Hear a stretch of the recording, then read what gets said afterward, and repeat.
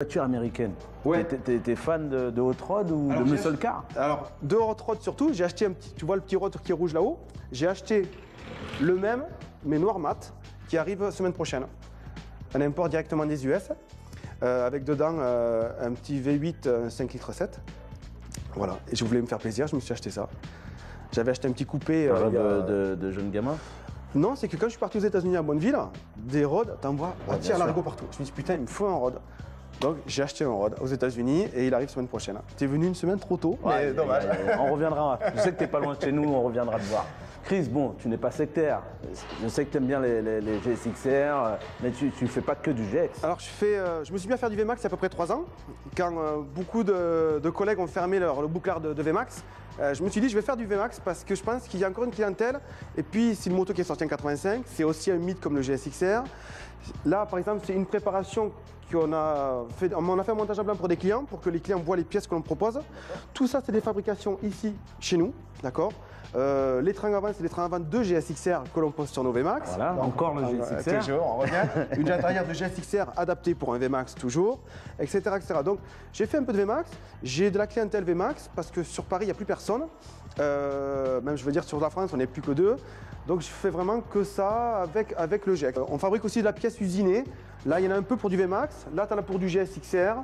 On fabrique des leviers taillés dans la masse, on fabrique beaucoup de petites pièces comme ça qui sont un peu notre marque de fabrique et qui nous ont fait connaître au départ par rapport à notre pièce. La première pièce par exemple tu vois que j'ai fabriqué, c'est un petit bocal de mètre cylindre de frein en aluminium sur lequel qui est gravé KMP que tu mets à la place du bocal en plastique qui est énorme, Oui. qui est tout petit et c'est une des premières pièces qu'on a fabriquées en fait. Il y a à peu près 10 ans et qui se vend encore. Est-ce que tu sous-traites justement des pièces que tu ne peux pas faire, tu es obligé de sous-traiter? Alors je sous-traite pas mal de pièces que l'on ne peut pas faire parce que je ne peux pas m'occuper de tout. J'ai des très bons sous-traitants avec qui je travaille, qui sont sérieux dans leur travail et qui surtout respectent les délais et de nos jours c'est important. Par exemple pour la sellerie, pour les peintures avec Eric des BD qui bosse super bien, c'est lui qui m'a peint cette moto, le Flower. Et donc j'ai beaucoup de sous-traitants mais qui sont vraiment sérieux. Ça c'est un Flower, je voulais vraiment une moto qui soit fleurie mais qui soit puissante et qui rappelle un peu les années 60s. Donc c'est que du pochoir, c'est pas de l'aéro, c'est que du pochoir. Donc tu imagines le boulot de dingue et si tu regardes bien, il n'y a pas une seule fleur identique. C'est un boulot de dingue. Mais au niveau du rendu, moi je dis ça le fait et ça le fait bien cool. Chris, je sais que tu as amassé énormément de pièces de GSXR. Elle est où cette caverne d'Alibaba? Alors c'est un peu caché, je le montre à personne. On va y faire un petit tour, je veux te montrer, on va faire une petite exclue pour toi. Exclu pour Dustyle. Ouais, surtout pour Dustyle, mais j'aime pas te montrer ce que j'ai parce que j'ai beaucoup de pièces amassées pendant très longtemps. De la pièce rare, de la pièce courante. On va aller faire un petit tour, je vais te montrer. Ok, je te suis. Bon alors tu vois, on rentre là. Il y a de la pièce à gogo, on va dire.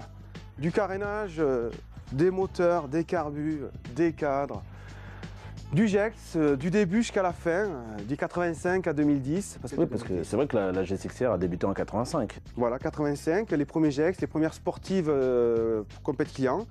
Il y a un peu de tout, du carénage, du cadre, des têtes de fourche, des araignées, des moteurs, des disques. Enfin, j'ai de la pièce pratiquement pour toutes les machines. As-tu des demandes particulières de concessionnaires? Alors oui, j'ai des concessionnaires qui m'appellent pour de la pièce qui n'existe plus chez Suzuki, des pièces de 85 ou des pièces de 90 qui ne se fabriquent plus du tout. C'est-à-dire que le client vient les voir, la moto est accidentée, l'expert passe. Ah ouais, mais monsieur, ça n'existe plus, comment on fait? Donc, soit je leur propose la pièce en occasion, soit je leur propose la pièce en neuf. Et ce que l'on fait ici aussi, c'est qu'on refabrique des pièces que Suzuki ne fait plus et que l'on revend en coloris d'origine comme l'origine. D'accord. T'as un modèle? Alors, ben écoute, alors t'as là, voilà. Ça, par exemple, tu vois, c'est un éclairage de plaque d'un GSXR 7,5 85. La pièce n'existe plus du tout chez Suze. Même les collectionneurs, c'est très dur à trouver. J'en ai une, un peu poussiéreuse, neuve, tu vois. Donc, c'est la pièce qui vaut cher parce que c'est l'offre et la demande et c'est un peu le milieu de la collection. Moi, je suis passionné, c'est des pièces que je vends à la demande, mais des fois que je vends pas. Par exemple, tu vois, c'est une pièce qui n'est même pas en vente sur mon site. C'est pas mon truc de la vendre. J'allais là, je la garde précieusement. Je la vendrai peut-être un jour, mais pour l'instant, c'est vraiment parce que j'aime ça et que je veux les garder, quoi. C'est de la pièce que je collectionne un peu, que je vends avec parcimonie. On va la mettre là. elle sera bien. Au chaud. Voilà. Je vais te montrer un peu le reste, un peu l'atelier, tu vas voir un peu où on travaille, ce que l'on fait. Donc, tu n'as même plus de place que tu es obligé de les encastrer sous le marche. Je mets où il y a de la place, donc je stocke sous l'escalier parce qu'il était vide l'escalier, autant profiter de la place. Tu sais, le moins de petites traces ici, c'est important, et j'entasse, d'ailleurs t'as qu'à voir, c'est accroché au plafond, à droite à gauche, j'entasse, je cale, j'accroche. Ah, ok. Bon, je te suis pour ton atelier. Alors tu vas voir ce que ça donne. Donc là, on est où? Alors là, c'est dans l'atelier où on travaille, on fait nos réas, nos prépas. Regarde pas le rangement. Donc ça, c'est un futur projet? C'est ça, c'est un projet en fait, c'est un particulier qui a acheté un logiciel de conception graphique qui, chez lui, sur son petit ordinateur, il a créé la moto. C'est pas un professionnel.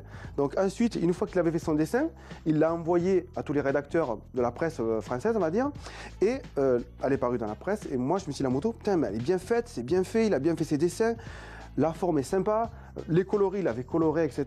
J'ai dit, sympa, le projet me plaît. J'ai contacté la personne. Une bonne idée, quoi. Ouais, je lui ai dit, écoute, moi ça m'intéresse. Ton projet virtuel, on va le faire en vrai, on va réaliser. Donc on va réaliser la machine à 80% près, parce qu'il y a des choses qui sont impossibles à faire par rapport à son dessin. Mais on va essayer de rapprocher au maximum de son projet. Donc là, derrière, je me retourne, je vois que tu as une moto bâchée.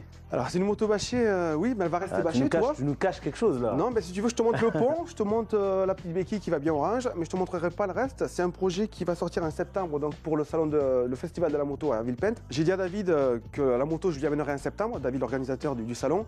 Et donc là, j'ai plus le choix. Il faut que je le fasse pour septembre, il faut que je me bouge, quoi. Un défi avec toi-même encore. Exactement, encore un défi par an, et c'est celui-ci cette année.